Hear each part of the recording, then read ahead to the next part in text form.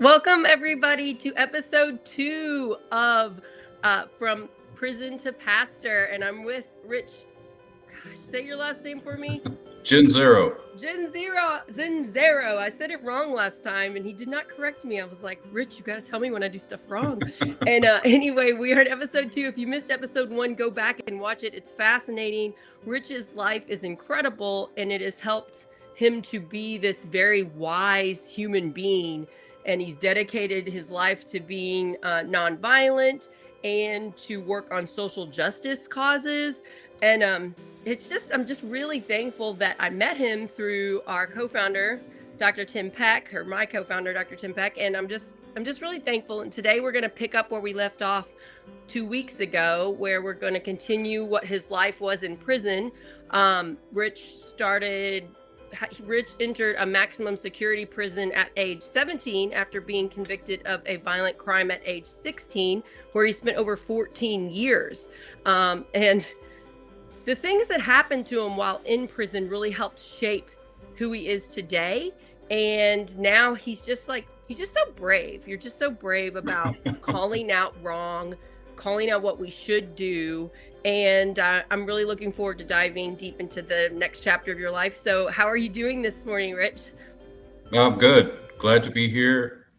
As you know, I've been busy, so I'm pastoring, of course, Resurrection Lutheran Church in Madison, and then getting ready to take the role of serving as the executive director of the Kentucky Council of Churches. So I'm trying not to do that work before I formally start in January, but it's a little bit hard. There's a lot of energy, so I have been dipping my toes in the water. So that's really exciting. I just love the idea of uniting with different branches of churches on the common goal of community, of fellowship, of working together, even when we don't agree on every single little thing. Let's just put people first and what would benefit everybody. I think that's really beautiful, and I think that's very cool and smart of Kentucky to put you in charge of that soon. And did you deliver a speech yesterday? Is that why we didn't have it on Monday? I was down at with the Poor People's Campaign and Repairs the Breach for their Moral Monday, first Moral Monday. There's folks in, I think, 16 to 20 states working with Bishop William Barber and his group, Repairs the Breach Poor People's Campaign. So I was asked to provide some reflection on the prophet Amos and Isaiah's words about unjust laws and the ideas of justice and righteousness. So that was actually my first time down at the Capitol Annex building. So I had been to Frankfurt before, but it was my first time down there. So yeah. I've never been to Frankfurt. Like, people don't even realize that's Kentucky's capital. People think it's Louisville, which is close to where we live. But yeah, right. That's interesting. So yeah, you can see that. So Poor People's Campaign, is that on Facebook? Can we follow it? Yeah, so Poor People's Campaign is a great organization. I encourage people to check them out. You can just Google in Poor People's Campaign or Repairers of the Breach, but just go to Poor People's Campaign and Google. It's a national organization focused on moral revival and what they refer to as a third reconstruction in America. So it's really focused. So some people may know, or I don't know what people may know actually. So rewind that, but before he was assassinated, Martin Luther King was starting something called Moving Toward a Poor People's Campaign, right? Oh, I didn't know that. Trying to bring people, draw the connections between poor and working class white people and other people in general together with the civil rights movement for human rights, not just civil rights. So it was a shift. We had to bring a King scholar in or somebody to talk some more about that, but that is where I believe Bishop William Barber took that name from, and it was birthed out of some movements in North Carolina. So yes, I was speaking there.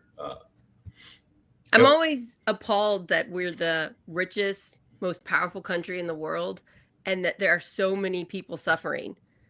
And there's like legit trillionaire. We have a trillionaire now. We have companies worth $1 trillion, and we have people starving and they can't afford to be housed. And it just seems like we could be doing this better. We could be distributing wealth better. We could have a moral obligation to take care of those that are suffering, instead of what we seem to be doing, where we're doing the blame game, where we're like, well, it's your fault, you're poor.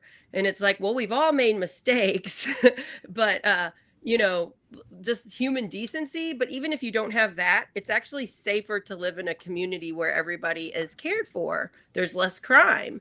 So even if you don't have the humanity moral element, it's helps you and your family stay safer by keeping others safer. So I'm thankful for the work you're doing, and I'm glad you're using it in the name of being a Lutheran pastor, because I feel like we're losing that a little bit if we kind of step back and view people as other, and we don't realize we're all human and we should help each other out. I just like to call that out. So I appreciate the work that you're doing. So thanks for doing that. And that group sounds fantastic. Okay, let's go back in time to I'm sure not your most favorite time in your life, the over 14 years you spent in a maximum security prison in New York. And you talked at the end of episode 1 getting into hospice work. So it was a pastor that you're close with now that helped you, and a group of other men and teenage young men get into this group where you would help people in prison not die alone, and how that work helped shape who you are today and what you did when you got out of prison. So can you take us back there and kind of explain the things that we didn't get to last time? Sure. So yeah, a chaplain was brought into New York State, in the prison I was at in Coxsackie, New York. And I had mentioned before that he is and was a clinical supervisor, so helped train chaplains and pastors. Of course, in that space, I didn't know what any of that meant, or even know that that was a thing.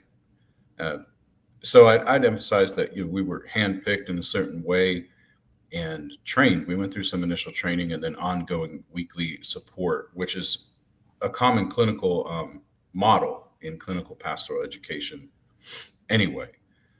So we didn't know that's what we were participating in, but that is what we were participating in. And we were working with the commitment that no one should die alone.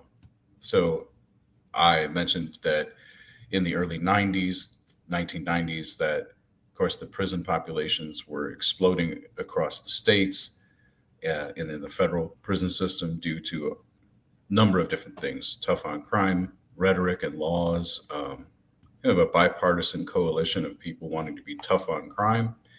It seemed to be a very popular political issue to run on. To get elected, that you were going to be tough on crime.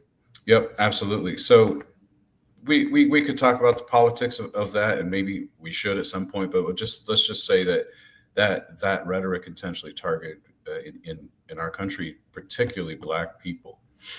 And it's important to note that. So because of the increase in the prison population and more mandatory minimum sentences, which means if a person had more than 2 or 3 offenses, particularly drug offenses, that they would, in New York, tag a life sentence on the back of their sentence. So, or a life expiration, if you will, on the back of their sentence. So there were men who were in prison 1 year to life, 3.5 years to life, 25 years to life, whatever.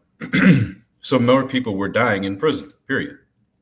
So medical units were built onto several maximum security prisons that essentially served as secure nursing home or prison nursing home type acute and chronic long-term care facilities inside. You're saying there's all these people that are older that need care. Well, not older. In prison. I want to be careful about it wasn't an age thing. Uh-huh. We did have men that were in prison since a couple of them, the 1950s and the 1960s and 70s. But it wasn't just folks with dying of old age, right? That we also had people who had any kind of developed cancer along the way, or hepatitis C or whatever, HIV disease, anything that a person anywhere could die from. People would die from in prison, and sometimes the prison environment or the rougher lives that people had lived prior to being in prison would make those diseases more intense. Yeah, I would say a prison life is not the healthiest lifestyle. You're probably not getting the healthiest food. Your mental health is suffering. Yeah, it makes sense. Okay, so there's Yeah, all kinds of magnified reasons why people might be in hospice, not necessarily they're older. right. That's right. But certainly the older folks were someone who were people who it was heartbreaking. And because as a prisoner, I'm sitting there looking at them, and those of us who did the work were looking at these men and like, this could be us, or Oh yeah. this is us in a certain way, right? Hmm. So I'll tell you just one quick story, and then I'll talk a little bit about how I ended up working in hospice in Denver, Colorado. So we started working with this older fella, and he'd been in prison for many, many years. And let me stop and just say again that I have all these men's names written down because it was important to me to hold their names, and I carry them in my stack of journal books from that time over 20 years ago, 24 years ago, 25 years ago. Um, but this is an older black man who'd been in prison for many, many, many years, and had an understandable, as most of us in prison did, if not all of us, distrust of the system and the correctional officers, any staff in the prison, right? And came in to do my shifts with him, and he wanted to learn Spanish, so I would lift his legs up when we were doing our little mobilization exercises, and I would help him count in Spanish, uno, dos, tres, and stuff.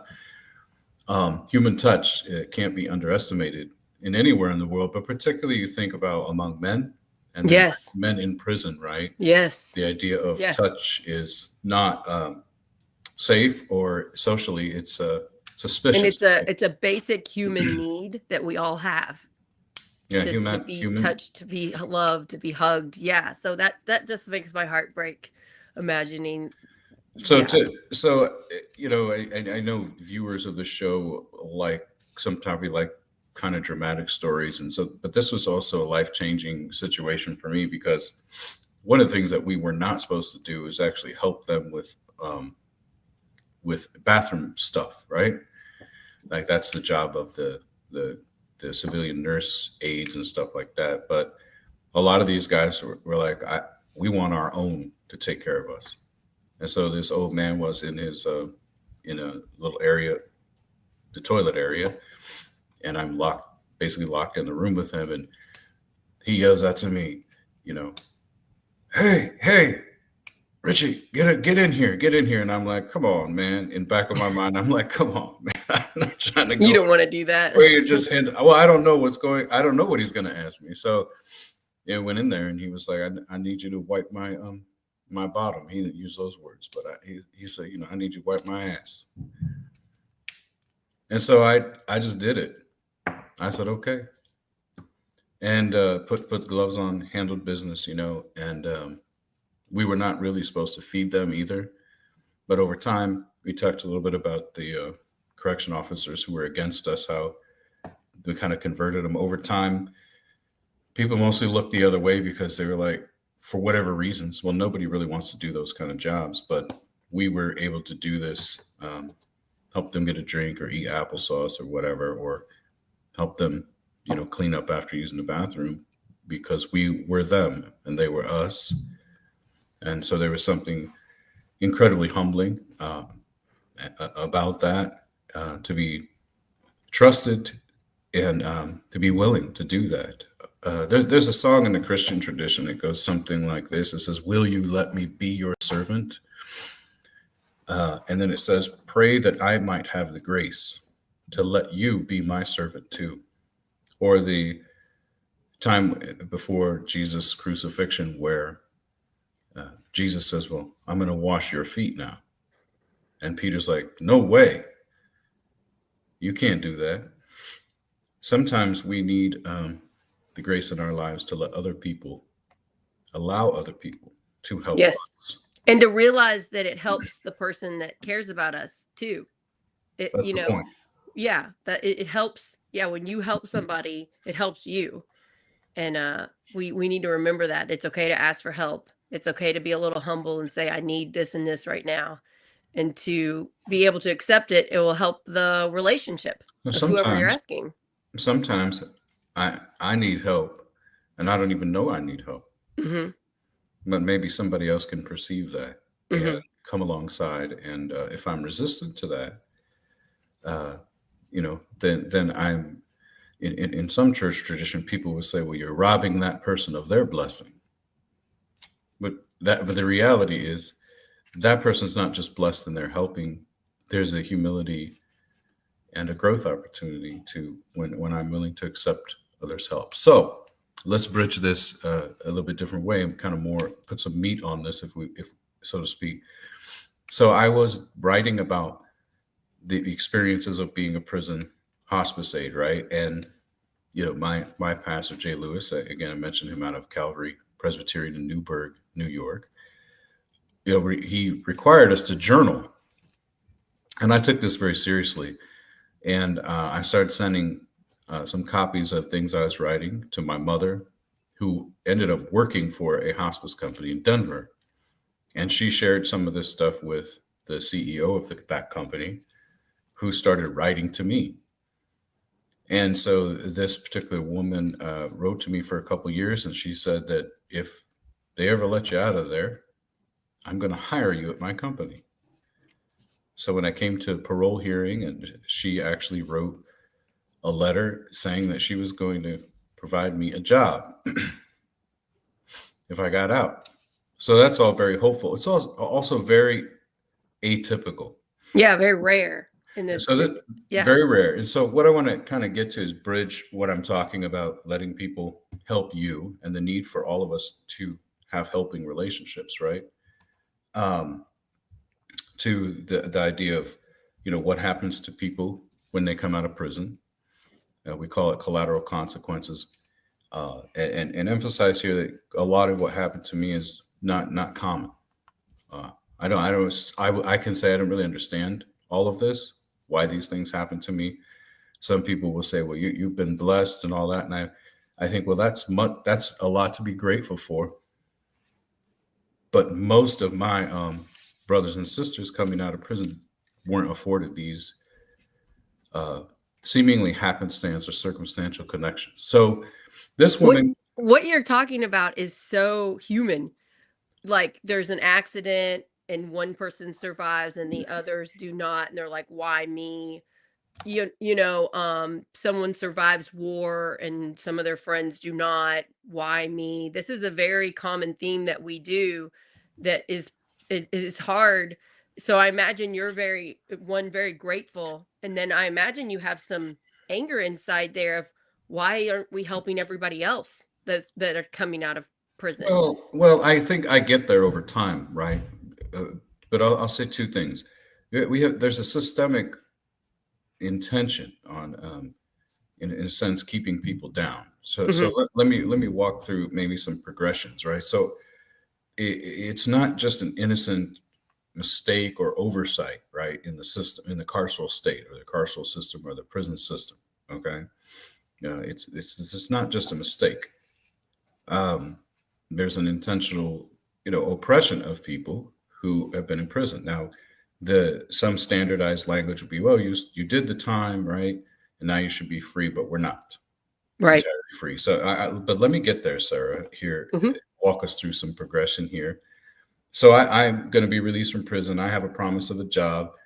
My parents, and my godmother, and my cousin come to pick me up in New York from Virginia and from Denver, Colorado, right? So that also in itself is uncommon, okay? At that time, 85% of New York prisoners came from 7 neighborhoods in the state of New York. Wow. Okay, so there's intentionally targeting, and this is common in other states expressed in different geographical realities, okay? So, and it's all code language, by the way. It's important to understand that this is all coded to say Black and brown communities, Black American communities in particular, right? So here I am on my release date, and here's my family, right? And I'm walking out the front gate, literally. Then they had sent me some clothes. And how old are you then? 30. 30. Okay. Wow. I just turned 30. So they sent me some clothes. We call them civilian clothes or street clothes. And here I am in those clothes walking out. And right next to me are 2 other men. walking out in state issued, prison issued civilian clothes, which are basically prison issued green clothes or beige clothes without the your prisoner number. Wow. And so they are each given a bus ticket and I think $40 to get 4 or 5 hours or 6 hours down to New York City, where they're from, and report to parole within 24 hours with almost no family support or no family support, nowhere to go. So this is a big deal because at some point, the vast majority of people in prison are going to be released.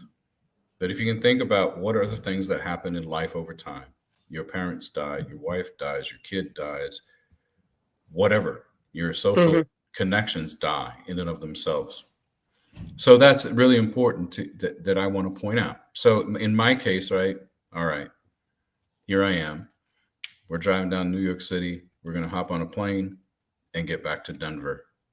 And I'll just add, just to put a little kind of scary humor here into my situation. The flight was canceled, and I had this order from parole that I had to be reporting to my parole officer in Denver under what's called an interstate compact, where the two states agree that I can be on parole in Colorado.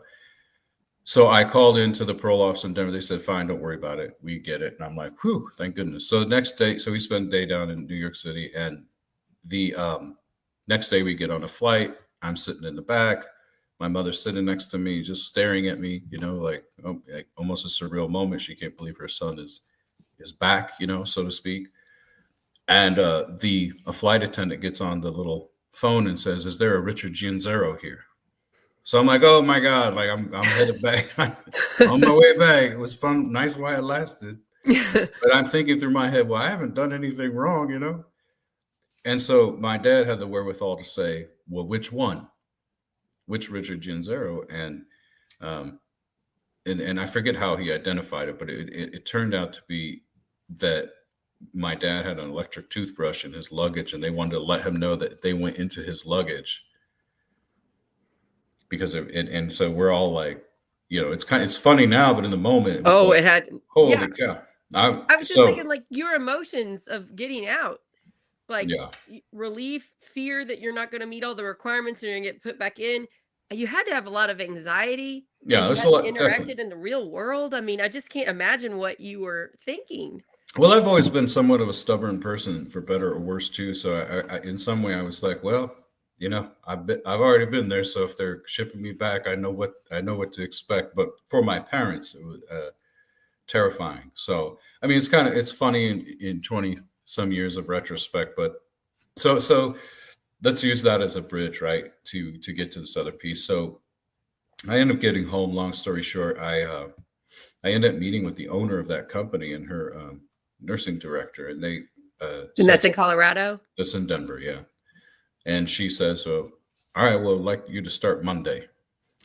So I said to her, I said, "Hey, I said I've been in prison for a long time. I said, could I start in like 2 weeks, because I just want a chance to breathe." So in fact, I did start 2 weeks later, and a very gracious group of people, whom I'm eternally grateful for, and the leadership team of that company welcomed me and kind of, in a sense, shielded me from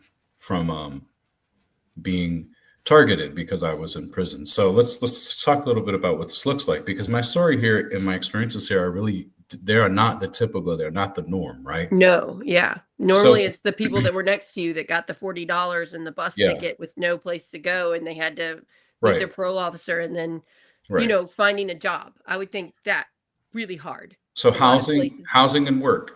Housing and work, yeah. Two biggest things. And let me tell you, men who've done time in prison and get out want to work. Right. Want to have a safe place to live.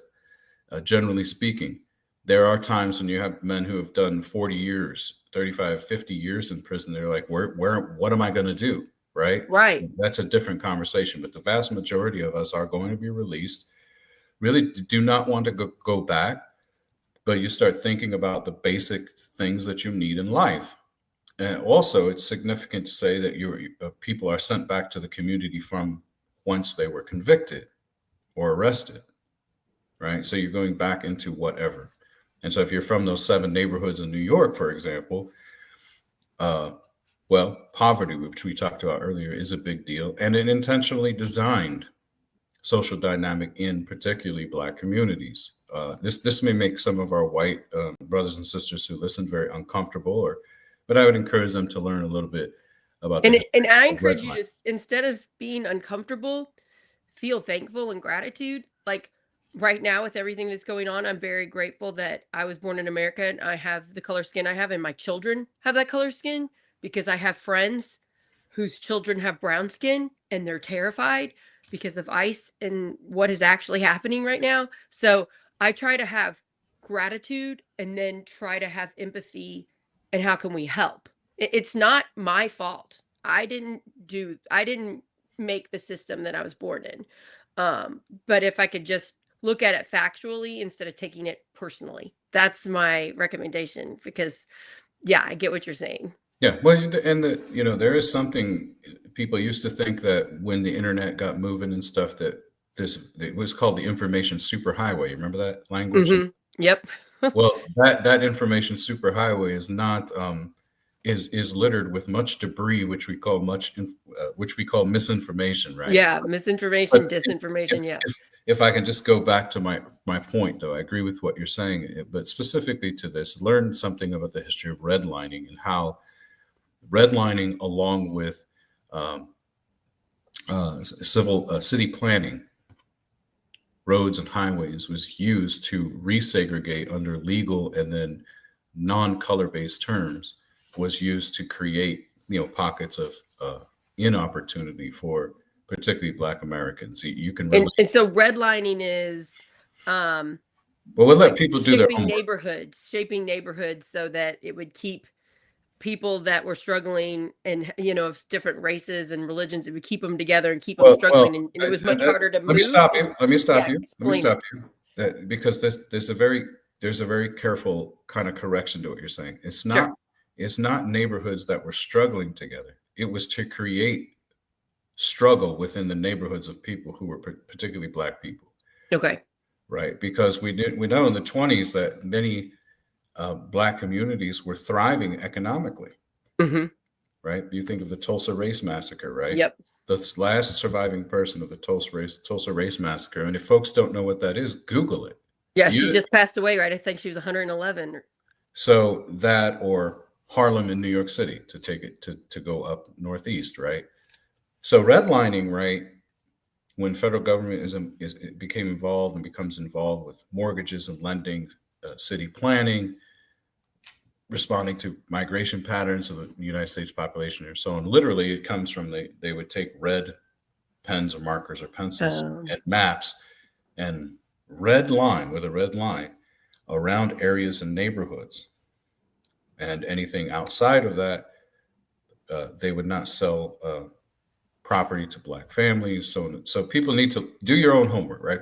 Cory Booker, the senator, he has talked about this redlining and how it affected his family and how they worked really hard to get out of it. Right. Yeah. But so we can't. I just want to point out that the intention here, in the same way that only 3% of African American or Black veterans from World War II were actually approved for the GI Bill and for veterans loans. So this is not about now the narrative. Okay, the political narrative has often been, well, these communities, Black communities, have been isolated because this is what they do, right? That's actually not the case.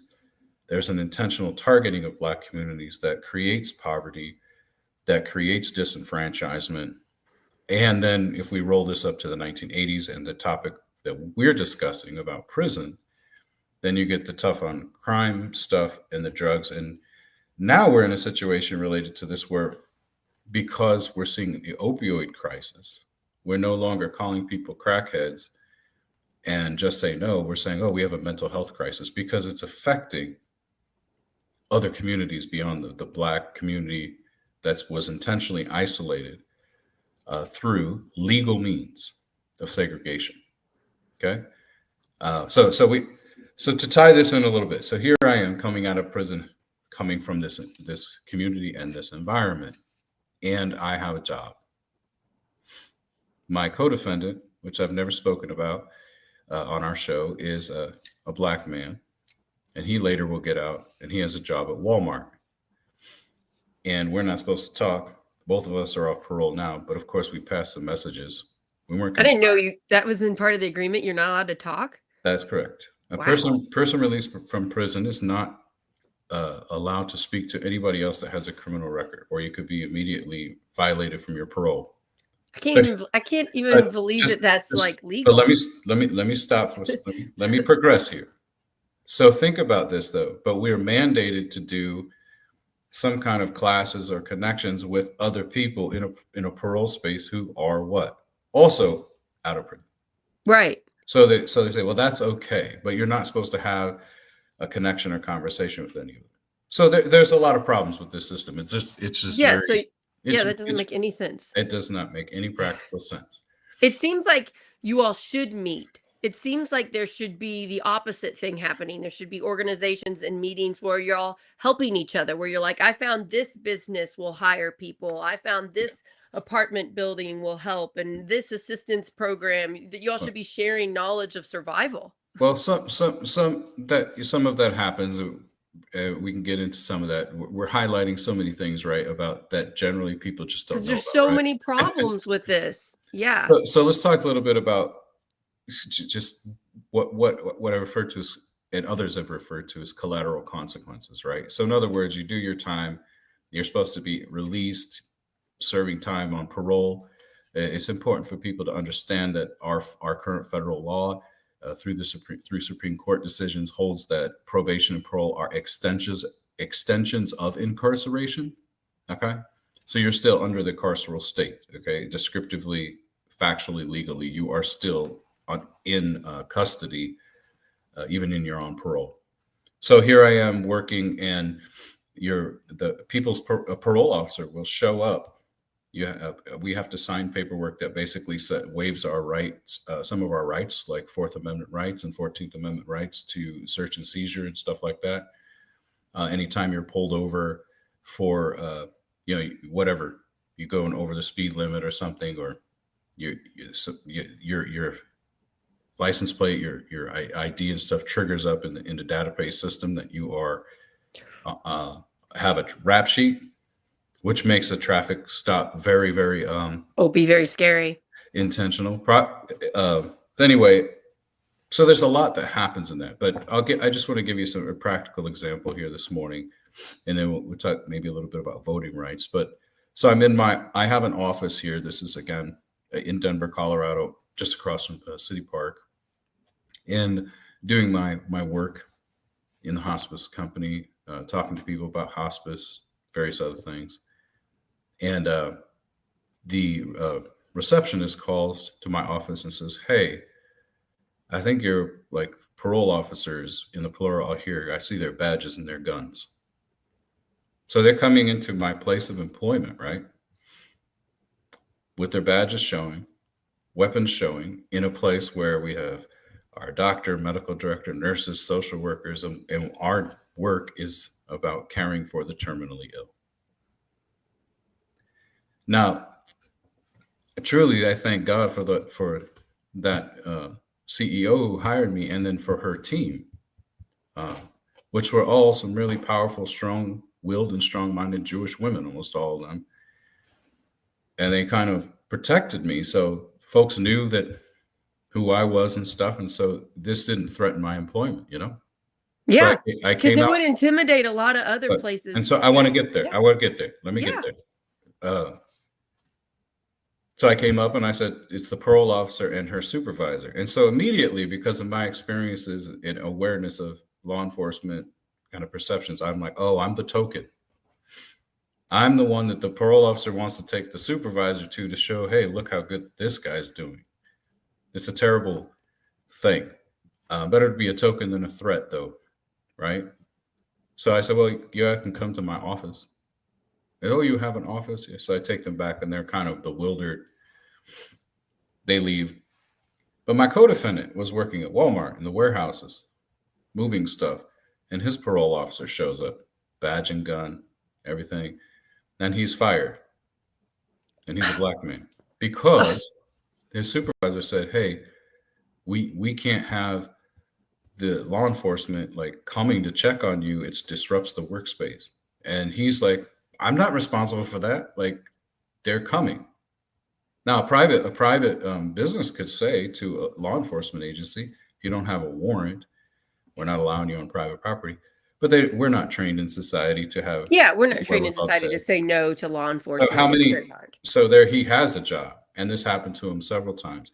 And there's no reason. There's no reason for them to come to his employment. We're required on parole to submit a copy of all our paychecks to prove that that we're working. We also are in different states have different ways of doing this. You can be brought in for a drug test or urine test at any time, right? Wow. That's just conditions of parole. So they have the mechanisms there to monitor, and you have to go to parole office at whatever time your level of supervision you're on. But it's a very common practice for those of us who are able to get a job in the first place, that then parole shows up at your work. For what? For what? And they threaten your ability to work. So do I think that all those parole officers have ill motives or whatever? I do not think that. But it is a system set up for this kind of exploitation with no consideration. Like, so that's something kind of like I describe as a collateral consequence. So I want you to think about this, right? So you ever been at a job interview too, and then like you give your little resume, right? So, I worked at Walmart for 3 months, 6 months, 1 year. And then, I worked at Target, or I worked at the gas station. And they're like, "Well, how come you didn't stay in these places?" Well, my parole officer showed up, and they had their badge and their gun showing, and it freaked people out. So I was terminated. So things, the collateral consequences of the system are stacked, right, to keep people within the carceral state. But what I want to emphasize very clearly is I'm not indicting the individual people who work in the carceral system. It's the system. We need to change the system. But the system is designed for people to know their role and to keep former prisoners or parolees in a certain lane. It would be so easy to change this. It would be so easy to, yes. I mean, it should be, because when prisoners get out, they've done their time. We should set up support for them. We want them working in society. We want them to be able to have that Walmart job and to support that job. It just seems like a few changing of the culture and the rules would. Well, let me challenge you. I know what you're saying, that we've set it up to keep them that way, keep them down. Well, who is the we that wants other people to succeed? You said we. It should be the community, the collective community as a whole. But it is not. It is not. Now listen to something else you said, right? Well, we want that person to have that Walmart job. I really don't. What about those who can go on and get a unionized trade? Yeah. I mean, I'd rather him have like the best job that would fit. But I get your point. But this is why, in some sense, I've been reluctant in years past to share things about my story, because my story is not typical, right? No. I've had a lot of privileges, certainly my skin color has not been a deterrent for me.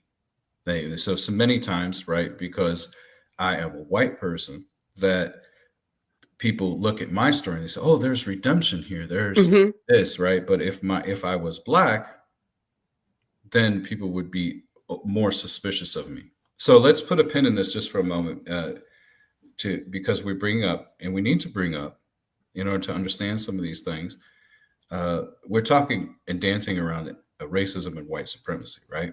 We're kind of dancing around this. So I want to say something in the same way that I mentioned the behavior of parole officers, right? Specific parole officers. And I was careful to point out, do I think that parole officer was intending to come into my space, my workspace, to harm me or to get me to lose my job? I don't think that. Right. They may have been doing that to my co-defendant because he's Black, but let's say, for the sake of argument, they weren't. They're part of a system. So when we talk about the idea of race and racism and white supremacy, we're also not just talking about individuals, right? We are talking about demographics, and we're talking in our time, in our generation right now, really we're talking about an ideology and a mindset around, what is a normal person or an ideal person, that they have a certain type of ideological mindset that centers or creates whiteness as normal. So it's beyond just skin color. Skin color is like, your credit card.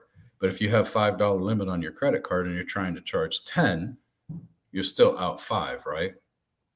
So colorism related to which is what Western racism is based on, is physical appearance over which none of us have control.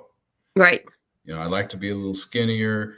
I'm glad that I have hazel green eyes. You can't really see that on the camera, but I definitely like to be a little bit skinnier and not have arthritis in my foot, right?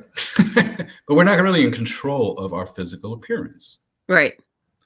But when we talk about white supremacy and racism, we have to understand that we're talking about a system and demographics of people. We also have to understand that race is not static, never has been in our country.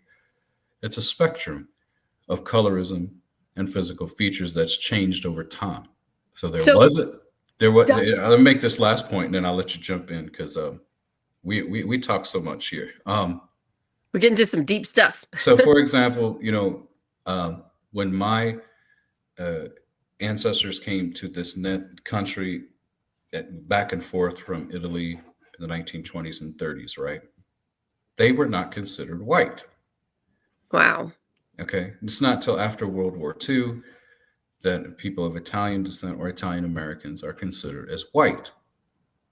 Now, you can simply go back and read this history, right?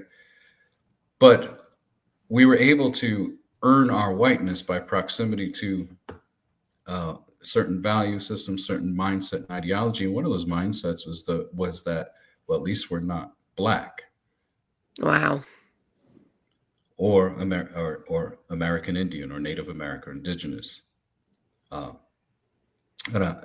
So we're talking about demographics and the systems that is designed, to borrow your word from earlier, to create an other class of people. And so one of the other classes of people is the former prisoner, the felon, the convict, right? And because I don't fit into, I'm not Black, right? The heat is hot on me. So you saw that you were at a place of business where women were sticking up for you. They recruited you for this job, so you were safe, whereas others are getting fired for the exact same thing happening to them. Yeah, exactly. So that's not right. No, something Dr. Tim Peck, co-founder, he's an ER doctor, said on the show when we did a Dr. Tim show a couple weeks ago, which I found really fascinating, is he said, well, we all do it. We all have the cultural biases in our head.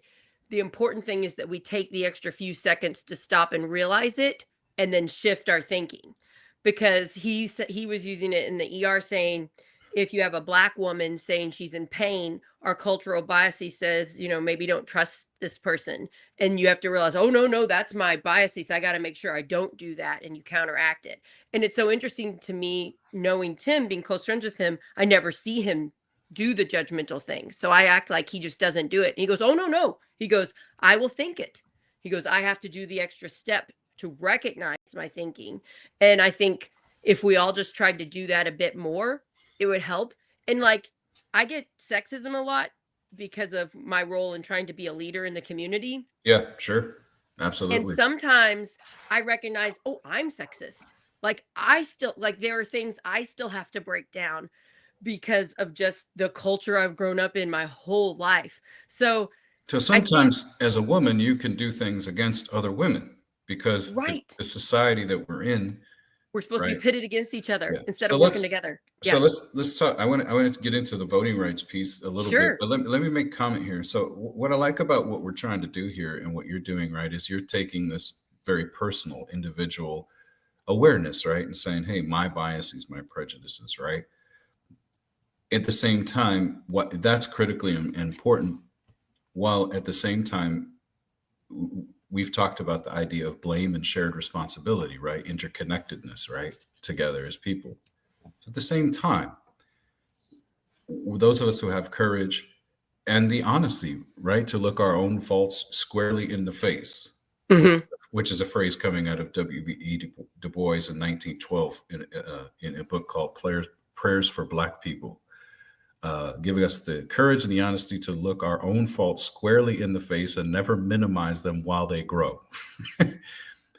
But the systemic or legal structures or societal structures that breed, so to speak, these implicit or inherent kinds of biases or socialized expectations around different groups of people, right? We still have to look at those two as community and society. So you could get Tim to talk about maybe how American medical standards are different actually in different spaces and different medical devices. The outcomes and measurements and algorithms are different for different so-called races of people, even though there is no such thing biologically or scientifically called race. Right. You're right. Yeah. Or look at, right, the sentencing practices for people of color versus white people. I'm going to take a wild guess and say people of color are getting longer sentences of for the same crimes. But we also spoke about this subtly, and maybe not too subtly for some folks listening. But remember when we talked about the tough on crime and war on drugs stuff. Mm-hmm. So that was specifically targeting, right, Black communities. And I mentioned how not targeting the root of the problem, the people. Well, that's not where I'm going. Hold on. That's not where I'm going. Though what you're saying is correct. But where I'm going is this. 80s and 90s, war on drugs, right? Tough on crime is focused on Black American communities and people. As soon as, right, and people made billions of dollars on the prison industrial complex. If people don't believe that, I mean, I'm sorry, you do need to learn how to read, and not only that, have reading comprehension. And I don't mean that disrespectfully. But where I'm going with this is in our contemporary society with opioid addiction and meth addiction, right, which is mostly the drugs of choice within white poor communities. Now we have shifted the language from those people being predators and evil and wicked to people who are having mental health crises. Yes. And we need to have treatment, not incarceration. So that's a systemic and a systematic approach to policing and treatment that is different intentionally for different communities of people based upon their classification by race. So it's a wonderful thing in a treatment process, for example, for a white provider to have the self-awareness to second guess their own decision making, right? Like Tim described or you described. The next step, though, to actually create a will to change is to be honest about the systems that we have in place. So one of the systems that we have in place, as we're getting close, my friend, Sarah, is that for someone like me in the Commonwealth of Kentucky, I cannot vote. Now, there's what I think is some irresponsible reporting in the Commonwealth and around the nation regarding some of these collateral consequences. One of them is employment, housing discrimination. You put on your housing application, I've been convicted of this and that, and you're not allowed to have housing. So where do you go? Second thing, with the war on drugs, here's another collateral consequence, and then I'll move back to the voting piece here in a second. You want to go to college or get some kind of grant money or whatever for a vocational training program, right? So you apply, you fill out your FAFSA, you fill out whatever. Because of the war on drugs and the prison industrial complex, one of the laws that changed is anybody convicted of a drug crime was not eligible for federal financial aid. Ugh. And what communities and what people were overly impacted by the war on drugs? Black and brown communities, right? So when I got out of prison, even though I committed a terrible, heinous crime, right? I shot 2 men. We've talked about that. That did not bar me or stop me or prohibit me from filling out a FAFSA and going to college. Wow. Now that's another example of systematic and collateral consequences rooted in discrimination and racism. Now It seems like their goal is to just get them back in prison. So the question that we need to, as a society, if we are going to create a will to change, right, we need to deal with the same factual basis, which is called honesty, by the way. Realize that propaganda and rhetoric, which suggests there are alternative facts or alternative realities, or that's whatever, that in those things in and of themselves are lies. We need to stop calling things untruths. That's a weird word to me. There's so much. Just call it out. That's a lie. That is a lie. That is not true. We are bound up. Part of what. Let me just stop there. We're getting closer to our time, and I know how you and I do. We can chat for a long time, you and I. So let's talk about this voting thing, right? Right. So voting is controlled, of course, by the states, and each state gets to decide what they do. In Kentucky, there was a restoration of voting rights for people that had nonviolent offenses. Okay. So that's great, right? That's a wonderful thing. But I cannot vote, right? So nonviolent crime people in Kentucky can vote. Serve time. Yes. In essence, yes. Okay. So we are disenfranchised. There's a million or so people in the United States that cannot vote, but we live in a nation that has told us a story about the Boston Tea Party creating a revolution because no taxation without representation. But those of us who are free have had our voting rights taken away, and we have no representation. I cannot believe you cannot vote. Why not? Why can't you believe that? Do you believe it now? I believe it. I get it. It's just why can't you believe fair. It? You've served your time. You served your time for your crime. You're dedicated to social justice, to helping people. Well, stop. It's like, and it does. Yeah, does any of that really matter, though? Right. So I'm a respectable, I'm an easy person. For some people, right? Somebody could make me the poster boy for, civically or polite activism, acceptable. Oh yeah. Well, as if do human beings really need to earn the right to participate? No, they should get to see vote. what we're saying. So Yes. you see why I'm reluctant. I've been reluctant and careful when I share my story, right? But it's important for you to say you and all the other people that serve their time are not getting this because it's not about what I may be doing, right?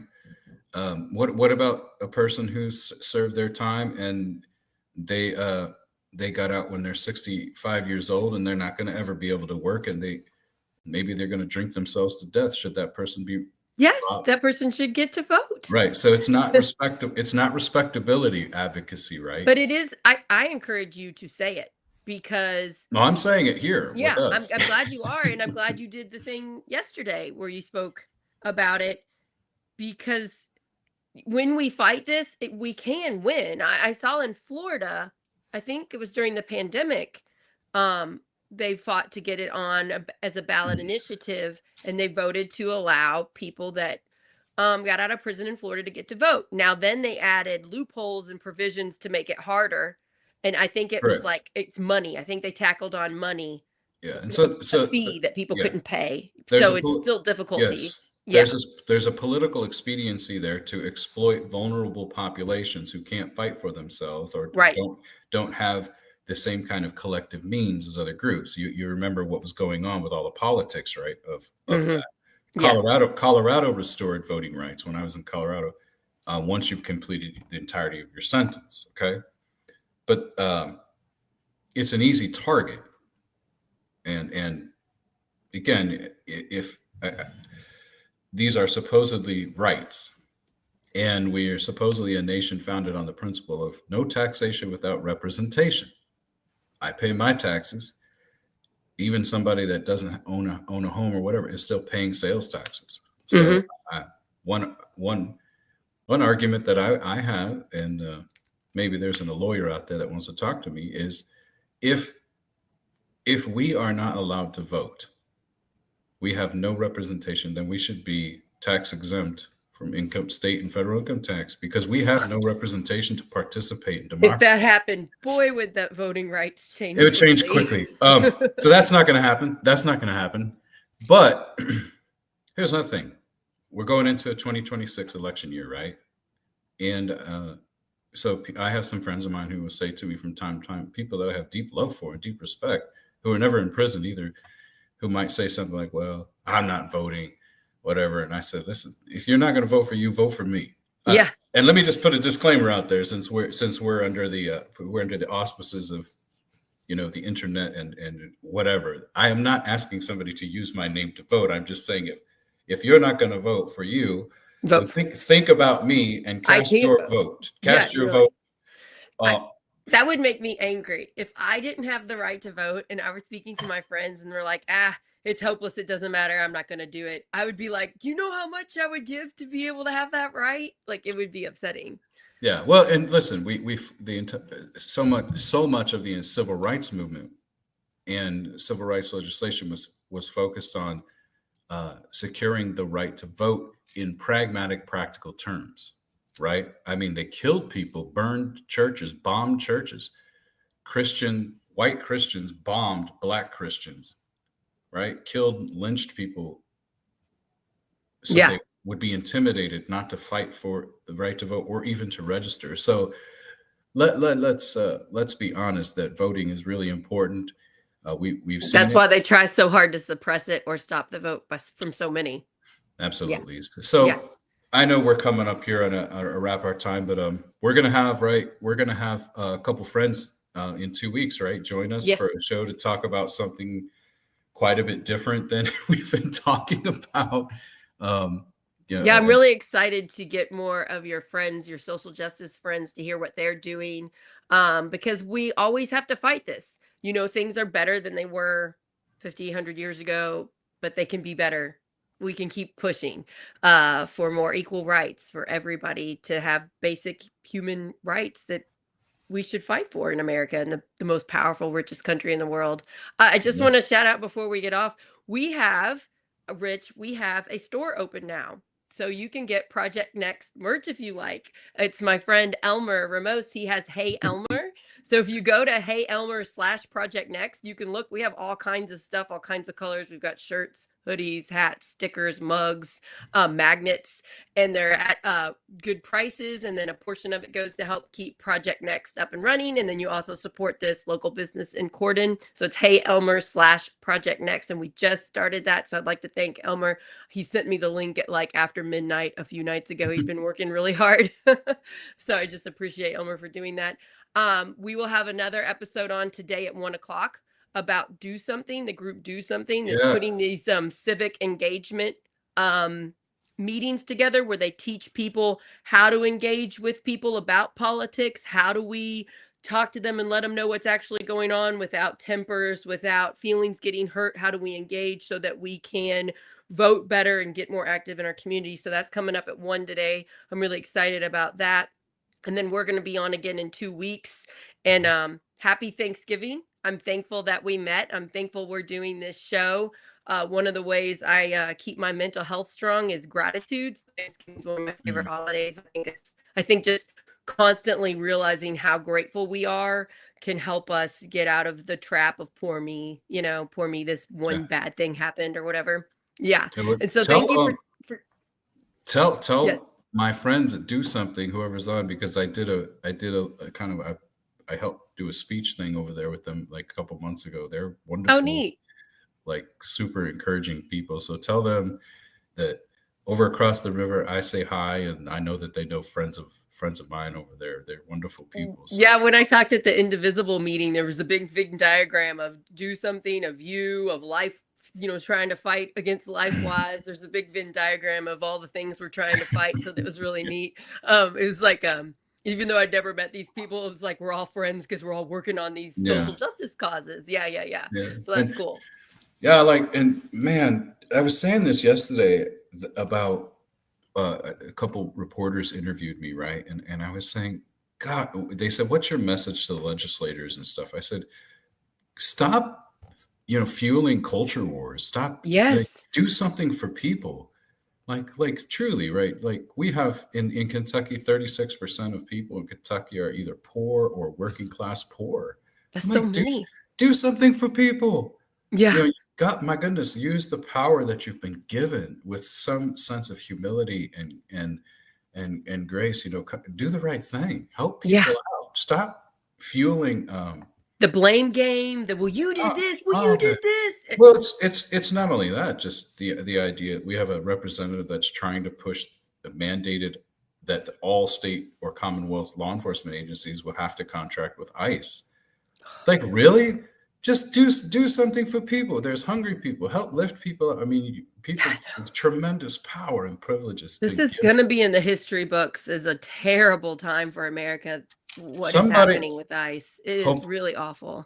somebody like you and me in 50 years, and hopefully not someone that's done a bad crime in their life, but somebody that cares about the community, people like you and I are trying to have a conversation. In 50 years is going to come back, or even 10 years or 15 years is going to come back and look at the irresponsibility of our legislative system, the system, right? That just has decentered human beings and people. And as I said at the Capitol, one of the buildings is being renovated, right? And I said, when we're living in a society that those who are called to serve in the government as public leaders, when they're pushing people down and lifting stone up, Yep. stone is not life-giving.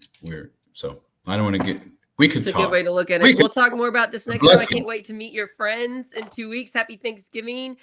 Thank you, everybody, for watching. Please share the show. We're also on a podcast, Apple and Spotify. And you can also sign up on our Substack, Project Next Indiana, to get our shows as emails with the description of them. And you can watch whichever ones you like. So head over to our website, Project Next Indiana. And thank you, everybody. Thank you, Rich. Sorry, I got your name wrong last time. You got to let me know. I was spelling it wrong, too, for a little while. Everybody, have a wonderful week. Happy Thanksgiving. And I'll be back at 1. Bye, you guys.